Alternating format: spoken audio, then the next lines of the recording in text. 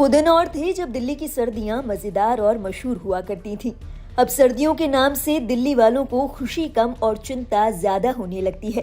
कारण जानलेवा प्रदूषण। ऐसे में सर्दियां दस्तक दें इससे पहले ही दिल्ली वालों की सहूलियत के लिए आप सरकार ने कमर कस ली है। राज्य की आप सरकार ने प्रदूषण से निपटने के लिए 21 सूत्रीय योजना बनाई है।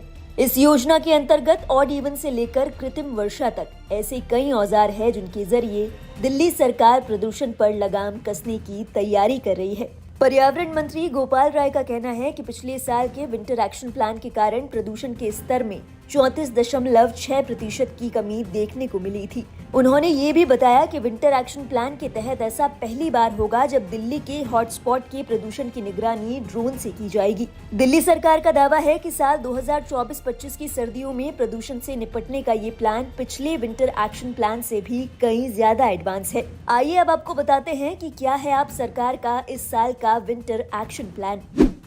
2024 के 21 सूत्रीय शीतकालीन प्लान में जिस चीज ने सबसे ज्यादा अपनी ओर ध्यान खींचा वो है ड्रोन से निगरानी।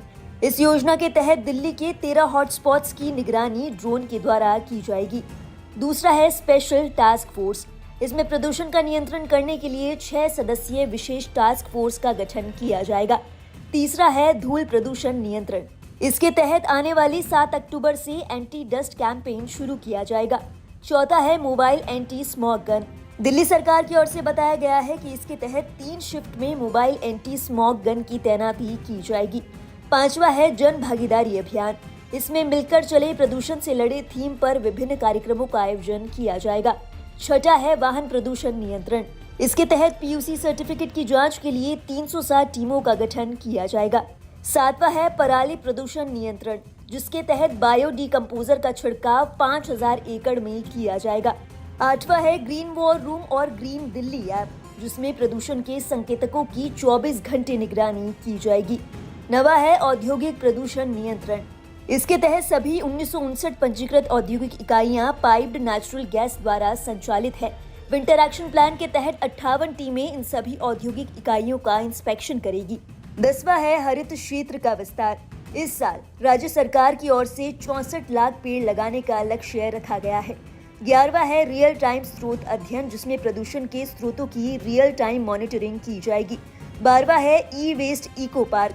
इसके लिए 20 एकड़ का पार्क विकसित किया जाएगा।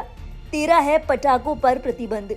इसके तहत दिल्ली में तो पटाखों के उपयोग पर पूर्ण प्रतिबंध लगेगा ही। साथ ही राज्य सरकारों से गुजारिश की जाएगी कि जो इलाके दिल्ली एनसीआर में आते हैं वहां भी पटाखों पर प्रतिबंध लगाया जाए। 14वां है ग्रेडेड रिस्पांस एक्शन प्लान यानी ग्रैप। पिछले साल की तरह इसे इस साल भी लागू किया जाएगा। 15वां है खुले में कूड़ा जलाने पर रोक। इसके लिए दिल्ली सरकार की ओर से 588 टीमों का गठन किया जाएगा। 16वां है वर्क फ्रॉम होम प्रोत्साहन।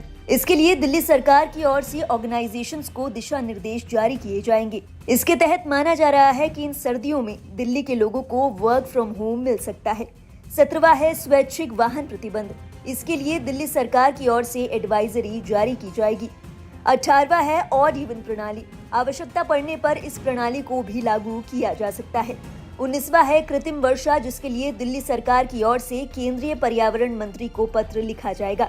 20वां है एनसीआर राज्यों के साथ संवाद। दिल्ली सरकार का मानना है कि प्रदूषण के स्रोतों के लिए राज्य सरकारों के सहयोग की आवश्यकता पड़ेगी। इसके चलते दिल्ली सरकार इन राज्यों से मदद मांग सकती है। और 21वां सबसे आखिरी और सबसे जरूरी, सभी सार्वजनिक परिवहन को सीएनजी या फिर इलेक्ट्रिक सोर्स पर चलाने का आग्रह किया जाएगा। इस योजना को लेकर दिल्ली सरकार के पर्यावरण मंत्री गोपाल राय का मानना है कि इस अभियान के माध्यम से दिल्ली वाले और सरकार मिलकर प्रदूषण के खिलाफ एक मजबूत लड़ाई लड़ सकते हैं।